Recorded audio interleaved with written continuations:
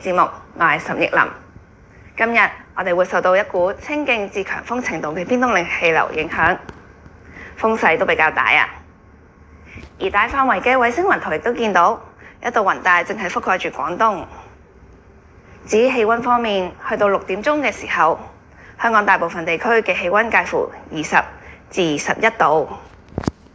我哋預期今日都係以多雲為主，所以今日詳細嘅天氣預測會係大致多雲，初時會有1-2陣微雨，日間部分時間天色明朗，最高嘅氣溫大概去到24度。風方面係吹和緩至清勁嘅偏東風，初時離岸同埋高地間中會係吹強風。至於之後嘅天氣，隨住偏東氣流嘅緩和，我哋嘅天色就會好轉。去到下個禮拜中至後期，我哋嘅天氣更係普遍晴朗，天氣會係炎熱。